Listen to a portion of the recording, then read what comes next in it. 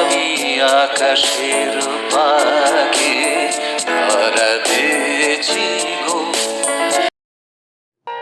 নমস্কার, সৃষ্টি রঞ্জনার ইউটিউব চ্যানেলে আপনাদের সবাইকে স্বাগত। বিনম্র শ্রদ্ধা জানাই কবির জন্মদিনে।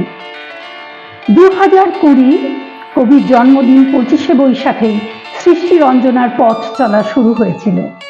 46 পর্ব জুড়ে যারা আমাদের সঙ্গে ছিলেন তাদেরকে জানাই আমাদের আন্তরিক প্রীতি, শুভেচ্ছা ও কৃতজ্ঞতা। আমাদের আজকের নিবেদন রবির চিঠি ছুটিকে দ্বিতীয় পর্ব। আমাদের এই রবীন্দ্রনাথ অন্যরকম রবীন্দ্রনাথ, সাংসারিক রবীন্দ্রনাথ। বর্তমানে যখন দাম্পত্য বিচ্ছেদ ঘরে ঘরে, তখন এই চিঠিগুলো আমাদের ভাবায়, কারণ সুস্থ দাম্পত্যই শিশু মনের বিকাশ ঘটায় এবং ভবিষ্যতে তাদের সংবেদনশীল মানুষ হয়ে উঠতে সাহায্য করে। কবি যখন মৃণালিনী থেকে অনেক দূরে থাকতেন, তখন চিঠির মাধ্যমেই তাদের ভাবের আদান প্রদান হতো।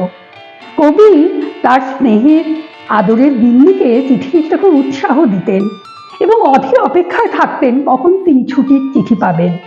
কিন্তু কবির অনুপস্থিতিতে সংসারের দায় দায়িত্ব সামলে ছুটি সবসময় চিঠির উত্তর দিয়ে উঠতে পারতেন না, লিখতেন হয়তো কম, কিন্তু এই চিঠির মাধ্যমেই তাদের সাংসারিক যোগাযোগ মত বিনিময় হয়ে থাকত।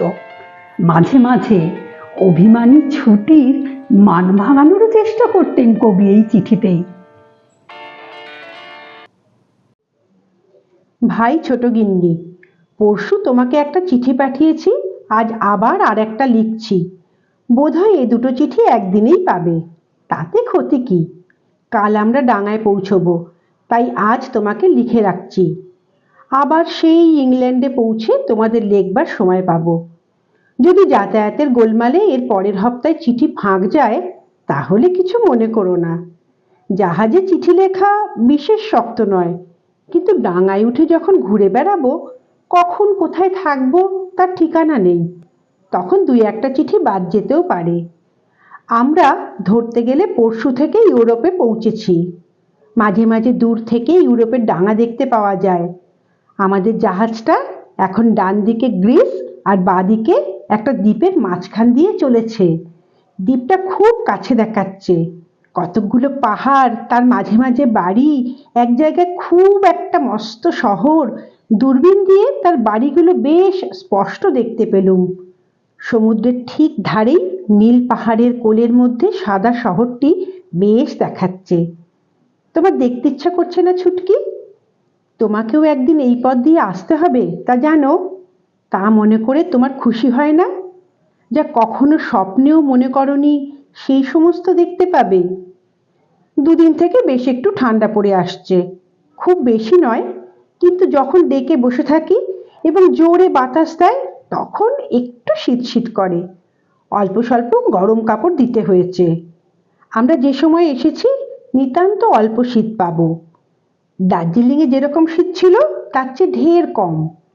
আমি অনেকগুলো অদরকারি কাপড় চোপড় এবং সেই বালাপোশখানা মেজ বোঠানের হাত দিয়ে তোমাকে পাঠিয়ে দিয়েছি।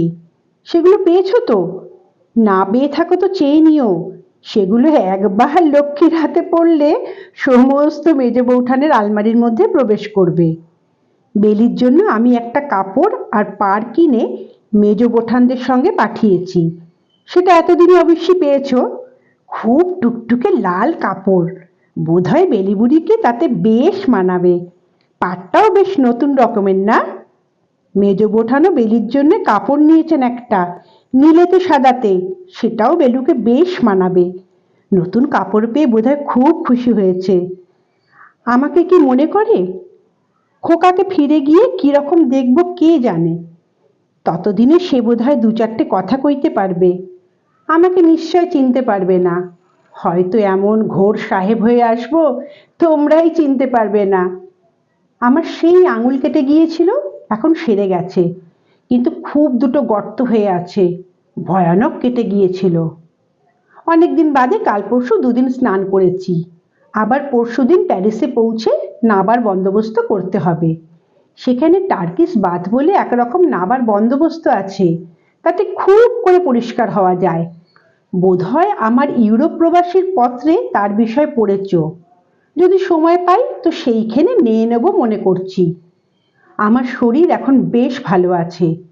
জাহাজে 3 বেলা যেরকম খাওয়া চলে তাতে বোধ হচ্ছে আমি একটু মোটা হয়ে উঠেছি।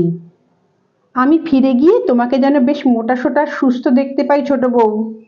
গাড়িটা তো এখন তোমারই হাতে পড়ে রয়েছে। রোজ নিয়মিত বেড়াতে যেও, কেবলই পরকে ধার দিও না। কাল রাত্রিরে আমাদের জাহাজের ছাদের উপর স্টেজ খাটিয়ে একটা অভিনয়ের মতো হয়ে গেছে। নানা রকমের মজার কাণ্ড করেছিল। একটা মেয়ে বেড়ে নেচেছিল, তাই কাল শুতে অনেক রাত হয়ে গিয়েছিল। আজ জাহাজে শেষ রাত্রির কাটাবো। তোমাদের সকলকে হামি দিয়ে চিঠি বন্ধ করি, রবি। ভাই ছুটি, আজ শিলাইদহ ছাড়বার আগেই তোমার চিঠিটা পেয়ে মন খারাপ হয়ে গেল।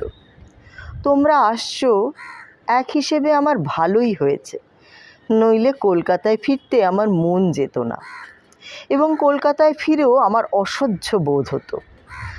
তাছাড়া আমার শরীরটা তেমন ভালো নেই, সেই জন্য তোমাদের কাছে পেতে আমার প্রায়ই মনে মনে ইচ্ছে করতো। কিন্তু আমি বেশ জানি যতদিন তোমরা সোলাপুরে থাকবে ততদিনই তোমাদের পক্ষে ভালো। ছেলেরা অনেকটা শুধরে শিখে এবং ভালো হয়ে আসবে, এই রকমই আমি খুব আশা করেছিলাম। যাই হোক, সংসারের সমস্তই তো নিজের সম্পূর্ণ আয়ত্তে নয়।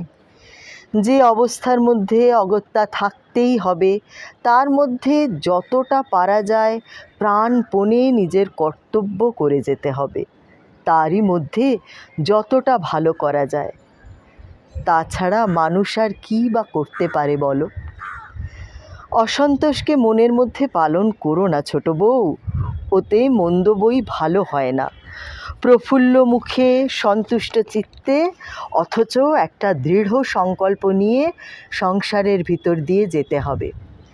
আমি নিজে ভারী অসন্তুষ্ট স্বভাবের, সেই জন্য অনেক অনর্থক কষ্ট পাই। কিন্তু তোমাদের মনে অনেকখানি প্রফুল্লতা থাকা ভারী আবশ্যক, নইলে সংসার বড় অন্ধকার হয়ে আসে। যা চেষ্টা করবার তা যত দূর সাধ্য করব, কিন্তু তুমি মনে মনে অসুখী অসন্তুষ্ট হয়ে থেকো না ছুটি। জানো তো ভাই, আমার খুঁতখুঁতে স্বভাব। আমার নিজেকে ঠান্ডা করতে যে কত সময় নির্জনে বসে নিজেকে কত বোঝাতে হয় তা তুমি জানো না। তুমি আমার সেই খুঁতখুঁতে ভাবটা দূর করে দিও, কিন্তু তুমি আবার তাতে যোগ দিও না। যদি তোমরা ইতিমধ্যে সোলাপুর ছেড়ে থাকো তাহলে তো এবার কলকাতায় গিয়ে তোমার সঙ্গে দেখা হবে। চেষ্টা করব উড়িষ্যায় যদি আমার সঙ্গে নিয়ে যেতে পারি। সেই জায়গাটা ভারী স্বাস্থ্যকর।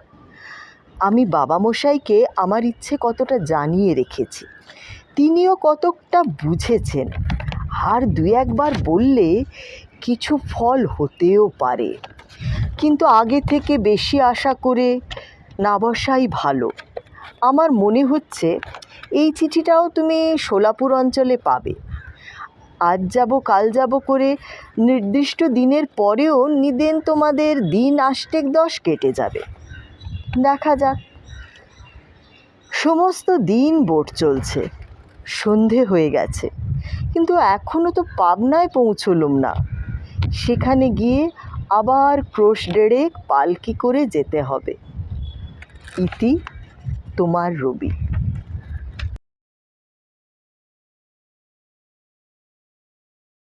ভাই ছুটি, আজ ঢাকা থেকে ফিরে এসে তোমার চিঠি পেলুম। আমি তাহলে একবার শীঘ্র কালীগ্রামের কাজ সেরে কলকাতায় গিয়ে যথোচিত বন্দোবস্ত করে আসব। কিন্তু ভাই, তুমি অনর্থক মনকে পীড়িত করো না। শান্ত স্থির সন্তুষ্ট চিত্তে সমস্ত ঘটনাকে বরণ করে নেবার চেষ্টা করো। এই একমাত্র চেষ্টা আমি সর্বদাই মনে বহন করি এবং জীবনে পরিণত করবার সাধনা করি।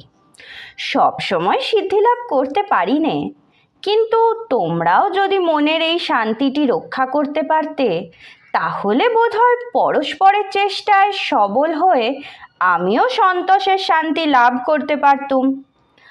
অবশ্য তোমার বয়স আমার চেয়ে অনেক অল্প, জীবনের সর্বপ্রকার অভিজ্ঞতা অনেকটা সীমাবদ্ধ, এবং তোমার স্বভাব এক হিসাবে আমার চেয়ে সহজেই শান্ত, সংযত এবং ধৈর্যশীল। সেই জন্যে সর্বপ্রকার ক্ষোভ হতে মনকে একান্ত যত্নে রক্ষা করবার প্রয়োজন তোমার অনেক কম। কিন্তু সকলেরই জীবনে বড় বড় সংকটের সময় কোনো না কোনো কালে আসেই। ধৈর্যের সাধনা, সন্তোষের অভ্যাস কাজে লাগেই। তখন মনে হয় প্রতিদিনের যে সকল ছোটোখাটো ক্ষতি ও বিঘ্ন, সামান্য আঘাত ও বেদনা নিয়ে আমরা মনকে নিয়তই ক্ষুণ্ণ ও বিচলিত করে রেখেছি, সেসব কিছুই নয়। ভালোবাসবো এবং ভালো করব। পরস্পরের প্রতি কর্তব্য সুমিষ্ট প্রসন্নভাবে সাধন করব। এর উপরে যখন যা ঘটে ঘটুক। জীবনও বেশি দিনের নয় এবং সুখ দুঃখও নিত্য পরিবর্তনশীল। স্বার্থহানি, ক্ষতি, বঞ্চনা এসব জিনিসকে লঘুভাবে নেওয়া শক্ত, কিন্তু না নিলে জীবনের ভার ক্রমেই অসহ্য হতে থাকে এবং মনের উন্নত আদর্শকে অটল রাখা অসম্ভব হয়ে পড়ে। তাই যদি না হয়, যদি দিনের পর দিন অসন্তোষে, অশান্তিতে, অবস্থার ছোট ছোট প্রতিকূলতার সঙ্গে অহরহ সংঘর্ষেই জীবন কাটিয়ে দিই, তাহলে জীবন একেবারেই ব্যর্থ।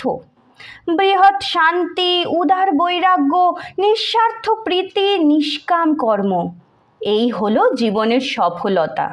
যদি তুমি আপনাতে আপনি শান্তি পাও এবং চারদিককে সান্ত্বনা দান করতে পারো, তাহলে তোমার জীবন সম্রাজ্ঞীর চেয়ে সার্থক। ভাই ছুটি, মনকে যথেচ্ছা খুঁতখুত করতে দিলেই সে আপনাকে আপনি ক্ষতবিক্ষত করে ফেলে। আমাদের অধিকাংশ দুঃখই স্বেচ্ছাকৃত। আমি তোমাকে বড় বড় কথায় বক্তৃতা দিতে বসেছি বলে তুমি আমার উপর রাগ করো না। তুমি জানো না অন্তরের কি সুতীব্র আকাঙ্ক্ষার সঙ্গে আমি এই কথাগুলি বলছি। তোমার সঙ্গে আমার প্রীতি, শ্রদ্ধা এবং সহজ সহায়তার একটি সুদৃঢ় বন্ধন অত্যন্ত নিবিড় হয়ে আসে, যাতে সেই নির্মল শান্তি এবং সুখই সংসারের আর সকলের চেয়ে বড় হয়ে ওঠে, যাতে তার কাছে প্রতিদিনের সমস্ত দুঃখ, নৈরাশ্য ক্ষুদ্র হয়ে যায়। আজকাল এই আমার চোখের কাছে একটা প্রলোভনের মতো জাগ্রত হয়ে আছে। স্ত্রী পুরুষের অল্প বয়সের প্রণয়মোহে একটা উচ্ছ্বসিত মত্ততা আছে, কিন্তু এ বোধহয় তুমি তোমার নিজের জীবনের থেকেও অনুভব করতে পারছো। বেশি বয়সেই বিচিত্র বৃহৎ সংসারের তরঙ্গদোলার মধ্যেই স্ত্রী পুরুষের যথার্থ, স্থায়ী, গভীর, সংযত, নিঃশব্দ প্রীতির লীলা আরম্ভ হয়। নিজের সংসার বৃদ্ধির সঙ্গে বাইরের জগৎ ক্রমেই বেশি বাইরে চলে যায়। সেই জন্যেই সংসার বৃদ্ধি হলে এক হিসাবে সংসারের নির্জনতা বেড়ে ওঠে এবং ঘনিষ্ঠতার বন্ধনগুলি চারিদিক থেকে দুজনকে জড়িয়ে আনে। মানুষের আত্মার চেয়ে সুন্দর আর কিছু নেই। যখনই তাকে খুব কাছে নিয়ে এসে দেখা যায়, যখনই তার সঙ্গে প্রত্যক্ষ মুখোমুখি পরিচয় হয়, তখনই যথার্থ ভালোবাসার প্রথম সূত্রপাত হয়। তখন কোনো মোহ থাকে না, কেউ কাউকে দেবতা বলে মনে করবার কোনো দরকার হয় না। মিলনে ও বিচ্ছেদে মত্ততার ঝড় বয়ে যায় না, কিন্তু দূরে নিকটে, সম্পদে বিপদে, অভাবে এবং ঐশ্বর্যে একটি নিঃসংশয় নির্ভয়ের, একটি সহজ আনন্দের নির্মল আলোক পরিব্যাপ্ত হয়ে থাকে। আমি জানি তুমি আমার জন্য অনেক দুঃখ পেয়েছো। এও নিশ্চয়ই জানি যে আমারই জন্য দুঃখ পেয়েছো বলে হয়তো একদিন তার থেকে তুমি একটি উদার আনন্দ পাবে। ভালোবাসায় মার্জনা এবং দুঃখ স্বীকারের যে সুখ, ইচ্ছা পূরণ ও আত্মপরিতৃপ্তিতে সে সুখ নেই। আজকাল আমার মনের একমাত্র আকাঙ্ক্ষা এই, আমাদের জীবন সহজ এবং সরল হোক, আমাদের চতুর্দিক প্রশান্ত এবং প্রসন্ন হোক। আমাদের সংসার যাত্রা আড়ম্বর শূন্য এবং কল্যাণপূর্ণ হোক। আমাদের অভাব অল্প, উদ্দেশ্য উচ্চ, চেষ্টা নিঃস্বার্থ এবং দেশের কার্য আপনাদের কাজের চেয়ে প্রধান হোক। এবং যদি বা ছেলেমেয়েরাও আমাদের এই আদর্শ থেকে ভ্রষ্ট হয়ে ক্রমশ দূরে চলে যায়, আমরা দুজনে শেষ পর্যন্ত পরস্পরের মনুষ্যত্বের সহায় এবং সংসার ক্লান্ত হৃদয়ের একান্ত নির্ভরস্থল হয়ে জীবনকে সুন্দরভাবে অবসান করতে পারি। সেই জন্যেই আমি কলকাতার স্বার্থ দেবতার পাষাণ মন্দির থেকে তোমাদের দূরে নিভৃত পল্লীগ্রামের মধ্যে নিয়ে আসতে এত উৎসুক হয়েছি। সেখানে কোনো মতেই লাভ ক্ষতি আত্মপরকে ভোলবার জো নেই। সেখানে ছোটোখাটো বিষয়ের দ্বারা সর্বদা ক্ষুব্ধ হয়ে শেষকালে জীবনের উদার উদ্দেশ্যকে সহস্র ভাগে খণ্ডীকৃত করতেই হবে। এখানে অল্পকেই যথেষ্ট মনে হয় এবং মিথ্যাকে সত্য বলে ভ্রম হয় না। এখানে এই প্রতিজ্ঞা সর্বদা স্মরণ রাখা তত শক্ত নয়। সুখং বা যদি বা দুঃখং, প্রিয়ং বা যদি বা প্রিয়ং, প্রাপ্তং প্রাপ্তমুপাসিত, হৃদয়ে না পরাজিতা। তোমার রবি।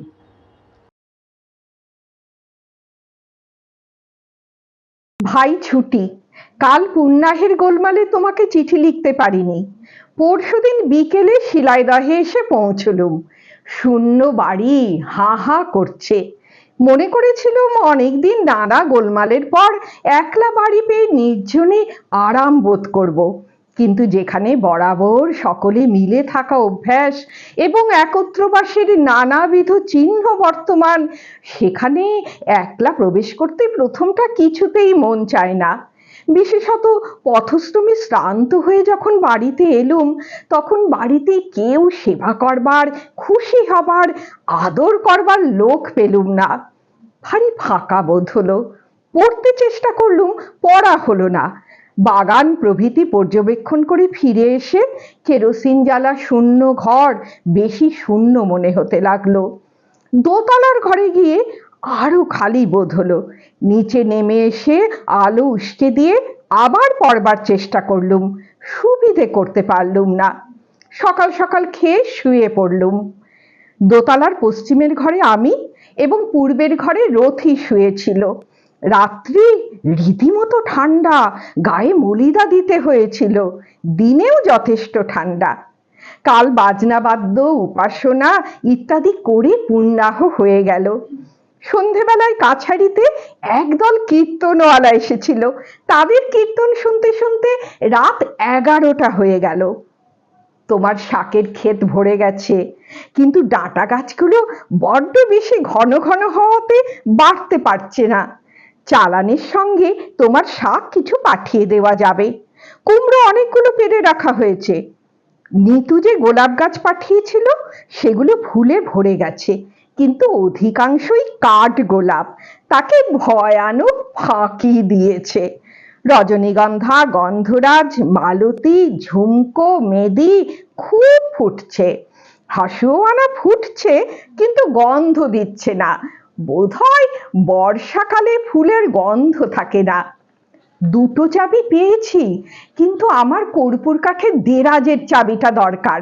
তার মধ্যে রথির ঠিকুজি আছে, সেইটের সঙ্গে মিলিয়ে রথির কুষ্টি পরীক্ষা করতে দিতে হবে। সেটা চিঠি পেয়েই পাঠিও। নিতু কেমন আছে লিখো।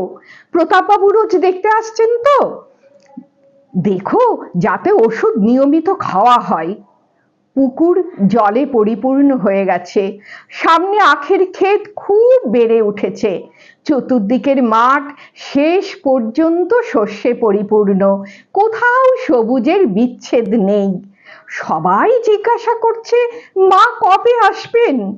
আমরা আসবো না শুনে এখানকার আমলারা খুব দমে গিয়েছিল। শরতের আর চিঠিপত্র এসেছে?